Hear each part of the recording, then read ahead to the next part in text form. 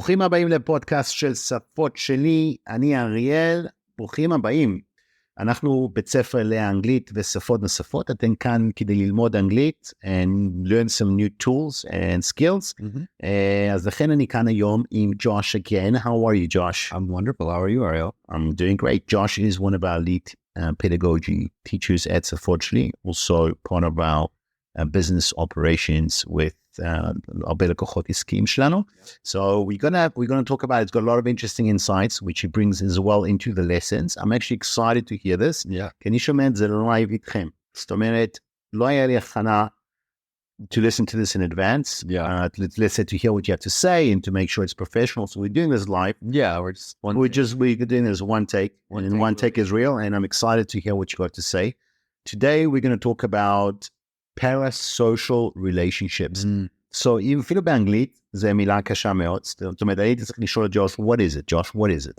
So we can break it into three words, I suppose. So we have para, and then social, and then relationship, right? So we know what a relationship is. Relationship is a מערכת יחסים. מערכת יחסים, right?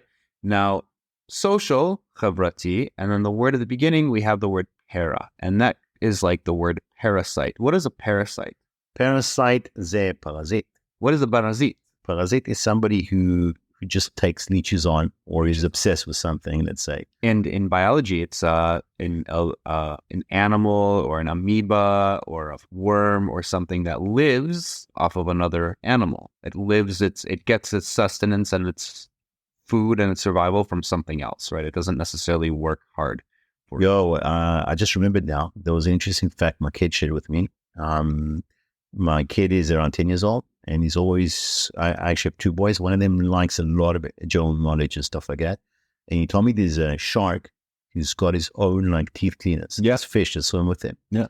And those fish they've got like a sort of a natural agreement. Yeah. Where the shark doesn't eat the fish, but the fish would then clean the shark's teeth after eats. So I wish I had it's not in my head right now, but there's a different term for that. Actually, it's not considered a parasitic relationship because the shark benefits from it. So it's like a mutual. Oh, okay, yeah, right. It's on the idea right now.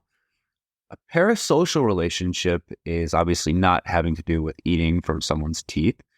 What it is when, in this day and age, a lot of people, instead of, watching TV, but even on TV as well, or watching, shows on TV, they'll watch either Netflix or they'll have an influencer or a YouTuber that talks or someone on a podcast that they listen to a lot, right? And what happens is when we listen to someone or we see their face a lot, we get used to it. And over time, we start to associate with it kind of on a personal level, right? So if any of you listeners have ever had this experience where you were watching a movie or watching your favorite character do something and there was a situation that you knew was going to be good, but it hasn't happened yet, and you get excited because you know what's going to happen. You're excited for the character. You're excited to see what will happen in a sense where it's not just the story, but you're more relating it to the person itself.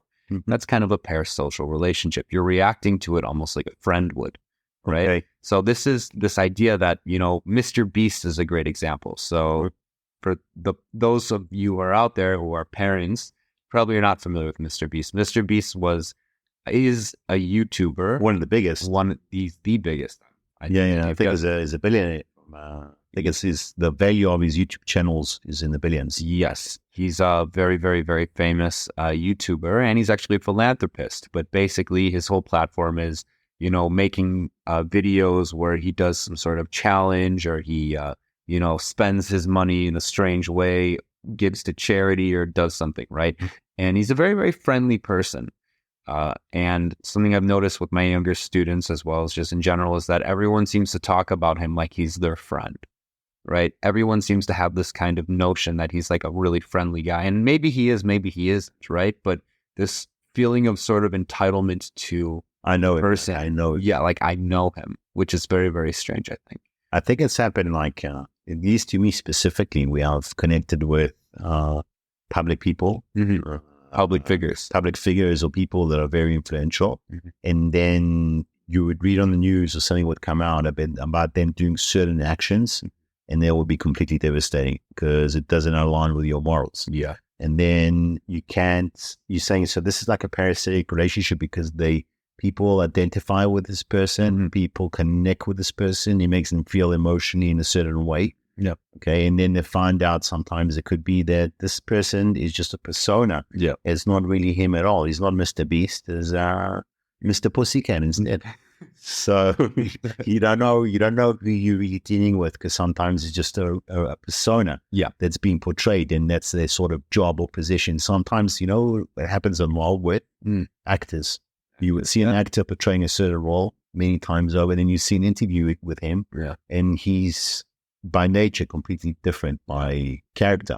It could be that sometimes he's portraying a capitalistic point of view in his movies, and he's a total hippie in real life. It's happened many times. I've seen interviews about specifically in the creative field, like acting. It happens a lot. Can you give an example?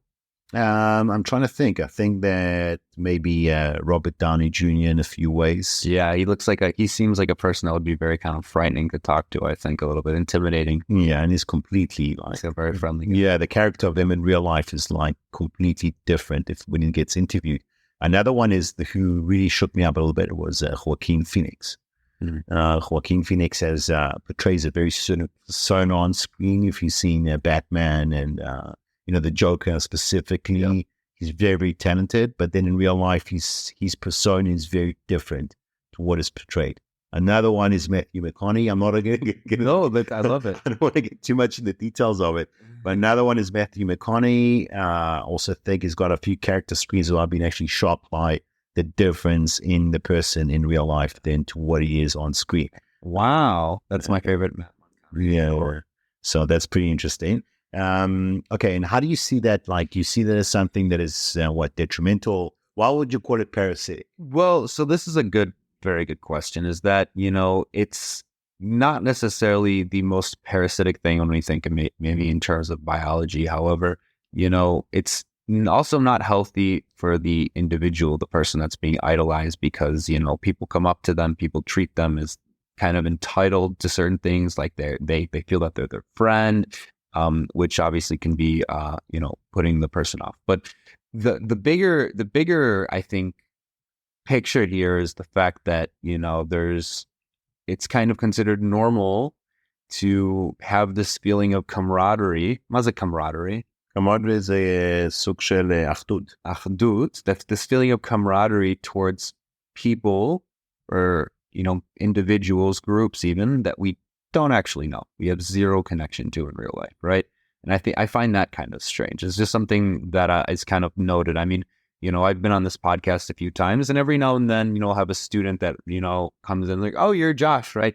And it's a little bit strange to me because I realize that they kind of know me in some sense. They're already familiar to my voice. They're already familiar with how I speak, right? As well as certain things about me. And so when I start introducing myself, it's like they say, yeah, I already know that. And it's very, very shocking. It's a little bit shocking, sometimes. And I mean, I just want to tell our listeners that whatever image Josh portrays on the podcast, he's a lot more boring in real life. Yeah, a lot more boring in real life. I'm joking. Oh yeah. Listen, I'm kidding. In real life, I'm a normal person. He's a normal person, but he's very unique. So, and the uniqueness comes across on the podcast. It does. I've listened to him on podcast. I mean, you do a couple of times. Yeah. I actually have to listen to them a couple of times over. Yeah. And what I can say is that in real life, you're a lot more unique and genuine even, but you try to be as genuine as you can even on the podcast. But in real life, I think it's amazing because you do have the quality. And I think the people who've met you, who've studied with you, thank you, have done courses with you at our school, have always come across, have never been disappointed by the persona they met in real life. Yeah. I think you generally have a high moral code. Yeah. I think that you try to have everyone's human. Yeah. Everyone's got faults. And that's why sometimes when we see like public figures or people that I've idolized, I would say, break that moral code, sometimes could be devastating for the people that follow them. And therefore, if you are a public figure, we're far away from being public figures. Yeah. But if you are a public figure, maintaining that should be a big, let's say, border for you. Yeah. Of maintaining your moral ethics just for your followers. Well, so when you asked before about what the parasitic aspect of a parasocial relationship, it's the fact that the person needs to, oftentimes, the person that's being, perceived as a friend, the superstar, the personality, they have to continue it, and it's at the expense of maybe their happiness or, how they truly want to express themselves, right? So that, in that sense, is the parasitic aspect. But I would argue, truthfully, that the parasocial relationship is a lot more detrimental to kids and socialization, because they develop a perception of sort of what friendship is. And if it's a parasocial relationship, you're not really putting that much effort into it either, right? You're kind of passively watching a person. Oh, here we go. This is an interesting topic. And so maybe, and this is just, speculation, but, if you get gratification, a similar gratification of, spending time with friends and seeing and enjoying time, talking and enjoying yourself, versus if you get the same gratification from watching a YouTube commentary of your favorite YouTube streamer, enjoying himself, you kind of are limiting yourself to being antisocial, actually, right? You're not actually socializing. You're just viewing someone socializing, right? And so what Josh is trying to say is, don't just listen to him on the podcast. Come study with him. Yeah. Well, I'm kidding. No. What I want to say. I like what you said, though. This is important. I want to just bring on to this point, because I think that what you're talking about is life today is full of quick dopamine releases. Yeah. We're going to do a podcast about it sometime when we have a chance. I'd like to do it with you, Josh, specifically, because this is a very deep topic. Sure. That people today, if anything that gives you gratification and doesn't require a process, whether it be a relationship, whether it be an encounter with a friend, whether it be in the work, in the office, whether it be fitness, whether it be dieting, everything requires a process. I mean, I've seen people using on a diet these injections. All of a sudden, I've seen people around the office losing like 20, 30 kilos of weight. I'm still fat. Yeah. Lolly dog. But I've seen people. Weight, I'm trying to don't really. I'm still the same weight I've been. I'm still decently overweight. And and what I want to say is, I'm seeing people around me, literally like magic mushrooms, but boom, losing weight, in a month, they're down, significantly down in weight. And those people, and I've asked them, so how did you do it? Because they don't seem to be the sort of people who have the determination or the time, or have the time, let's say the mental toughness to go through that. Because I'm always working on my mind to improve, to try to be a little bit mentally tougher, to be more relaxed, and not to get the pressure get to my head, to be more constructive, to have a more set time frame. And what's happened, they're telling me they're using these injections to be, to lose. How does that work? What is that? They actually have, it's called Spravato. It's like an injection that you put in your thigh or something like that. And this injection, and actually it's like insulin, and sort of regulates your sugar. Oh, really? The body. And people, they don't cut back on food, these guys. I mean, they've been eating the same what they eat. Their body, their metabolism. Everything changes somehow. I don't know the biology behind it, but they're losing a lot of weight. There's got to be risks involved. Well, yes, there can't be. It's FDA approved, and medicine is not pushing it pretty hard, but I presume there are long-term effects. For sure there will be. Yeah. And there's nothing more than having your own fate in your own body, in your own hands, in your mind, actually saying, you know what, I'm actually going to eat a little bit less, or keep a healthier diet, and lose weight the right way, then take that dopamine, if I want to compare it to a quick release, is like, okay, now I'm skinny. I was fat, but now I'm skinny. So you got that quick dopamine release. Or people, if we can compare it to, let's say, also porn, things like that, which give you a quick dopamine release, drugs, pornography, things like that are generally, there will be video games, they will be detrimental to you in the long run. Yeah. If they're abused, obviously, but everything, they say everything in balance works. I'm not so sure, but that's what they say. So remember, we had a podcast not too long ago, where we discussed AI, actually, right? And we kind of spoke, I believe, about merit, right? And building a work ethic, right? When you have to look in a dictionary, right? You have to go and look for a word. It takes time. You have to, find the right word as far as alphabetically, right? And all of those processes kind of build character. You kind of develop this understanding that you need to work to get a result, right? And think about also how, when kids develop parasocial relationships with influencers or YouTubers, they don't really have to go through the process of making a friend, of actually trying to socialize and pick up on cues and understand that certain things aren't appropriate and stuff. And especially when you're watching, content that's been curated or created and edited, sometimes there are themes and acting that isn't really appropriate for actually making friends, but because it's, Mr. Beast or it's a video or something, you get this perception that, oh, that's okay, because within my parasocial relationship, this is what I'm seeing, right? Of course. Any decent result takes effort, takes time, and generally money as well. That's generally where Mr. Beast comes in. That's the process. That's how life generally works. And I want to ask you a question.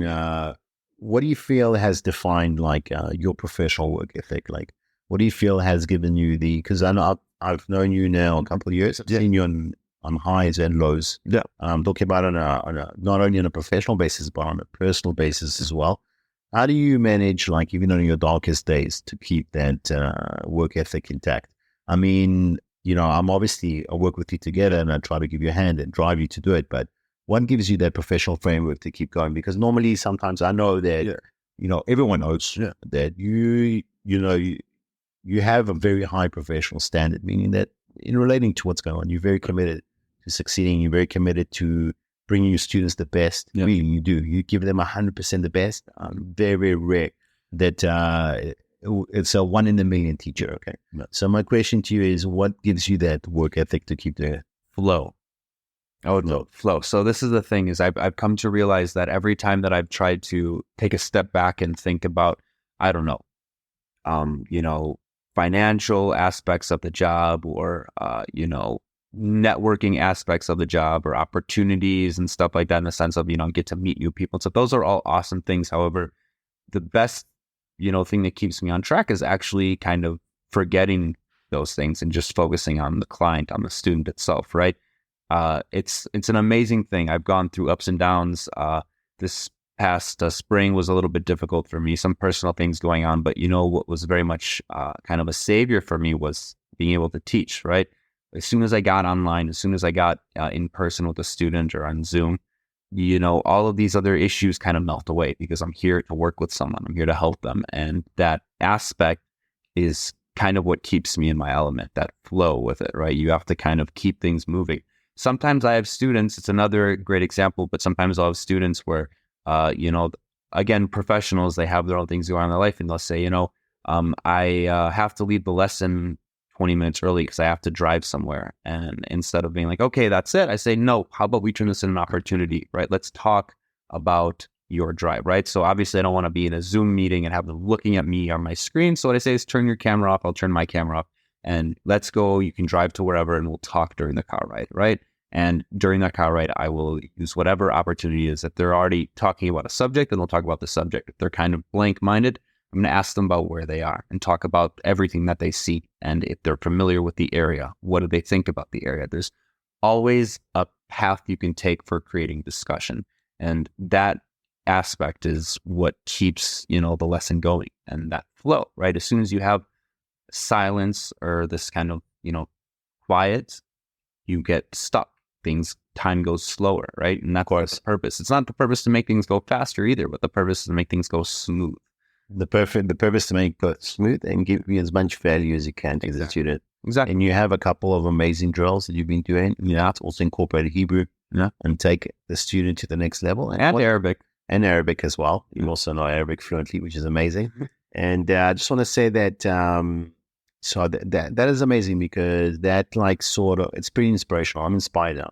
I'm inspired to finish this podcast and go out there and eat the world. And get back to doing work. Well, getting in the flow. I'm very much looking forward to today. I have a lot of really fun lessons coming up. All right. So enjoy your day today. It was good seeing you on the podcast again. And אנחנו נשמח מאוד לכמה שיותר פרזיטים. We're here. Okay. This is the specifics of our service. And thank you so much for listening. I hope you guys benefited from this podcast. If you'd like to write us about some ideas that you'd like us to talk about, we have a lot of interesting stuff that we also incorporate into our lessons. which requires a bit of deep thought. We like to call it critical thinking. Yeah. Not critical theory, critical thinking. Critical thinking. Yeah. All right. אז שלכם שבוע נפלא. Thank you, Josh. I enjoyed this podcast. Hearing it live was pretty exciting, and I can know what the parasocial relationship is on the listener side. I'm connected. Yeah. I feel much more connected to you now than I did in the beginning of the podcast. I think you may have turned me into a parasite. Yeah. All right. So, לכם שבוע נפלא. Keep learning. Keep pushing yourself forward. Never give up. Sometimes a new skill, like a new language, can seem like an insurmountable task, a difficult task, משהו קשה מאוד. Yeah. People tend to think to themselves, לי יש בעיה, אני לא חכם, אני לא יכול, קשה לדבר, קשה להבין, אני לא יודע לעשות שיעורי בית, אני לא יודע לעשות את זה. But stop with the excuses. I'm saying this to myself as well, because I have a few big things planned coming up, which I'm very afraid of. And I will share that to you with you, Josh, on a personal level. I've got a few personal changes that I'm doing, which are bad habits to break. Yeah. And I've set deadlines for them, and I will deal with it because I'm approaching it differently this time than I did before. I think this time I will manage because it's all about the mindset. All right. אז שיהיה לכם שבוע נפלא. Thank you, Josh. תודה רבה.